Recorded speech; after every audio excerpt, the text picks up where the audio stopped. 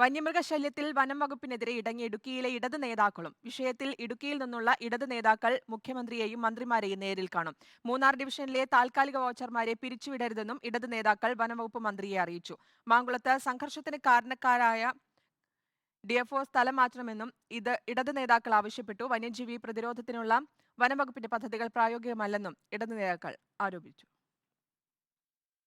വന്യമൃഗശല്യം അതിരൂക്ഷമായി തുടരുമ്പോഴും ജില്ലയിലെ മാങ്കുളം, ചിന്നക്കനാൽ അടക്കമുള്ള പ്രദേശങ്ങളിൽ ഇതിന് പരിഹാരം കാണുന്നതിനു പകരം വനംവകുപ്പ് പുതിയ റിസർവ് വനങ്ങൾ സൃഷ്ടിക്കുവാനുള്ള നീക്കമാണ് നടത്തുന്നതെന്ന ആരോപണമാണ് ഇടത് നേതാക്കളും ഇപ്പോൾ ഉന്നയിക്കുന്നത്. ഇതോടൊപ്പം തന്നെ മൂന്നാർ ഡിവിഷന് കീഴിലുള്ള താൽക്കാലിക വാച്ചർമാരെ പിടിച്ചുവിടുന്ന നടപടിക്കെതിരെയും ഇടത് നേതൃത്വം വനം മന്ത്രിയെ നേരിട്ട് അതൃപ്തി അറിയിച്ചു.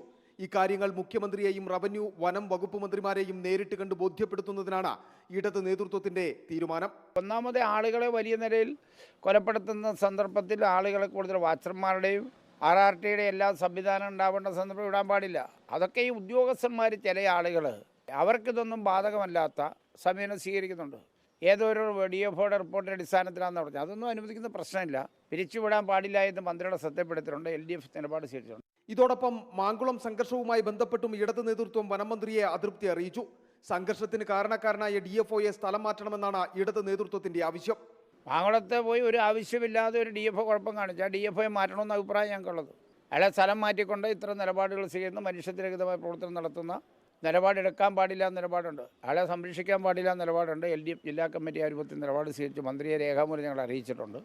വനം വകുപ്പ് പ്രായോഗികമായി പദ്ധതി തയ്യാറാക്കി നടപ്പിലാക്കുന്നില്ല. ശാസ്ത്രീയ പഠനം നടത്തി പദ്ധതികൾ നടപ്പിലാക്കണം. മൂന്നാർ DFO അടക്കമുള്ള ചില ഉദ്യോഗസ്ഥർ സർക്കാർ നിലപാട് അട്ടിമറിക്കുവാനുള്ള ശ്രമം നടത്തുകയാണെന്നും ഇടുക്കി ജില്ലയിലെ ഇടത് നേതൃത്വം കുറ്റപ്പെടുത്തുന്നു. മുന്നണിക്കുള്ളിൽ തന്നെ വനം വകുപ്പിനെതിരെ പടയൊരുക്കം ആരംഭിച്ചത് സർക്കാരിനും വനം വകുപ്പിനും വെല്ലുവിളിയാണ്. Video journalist S. ശ്രീകുമാറിനൊപ്പം reporter Sandeep Rajakkad, in Reporter, Idukki.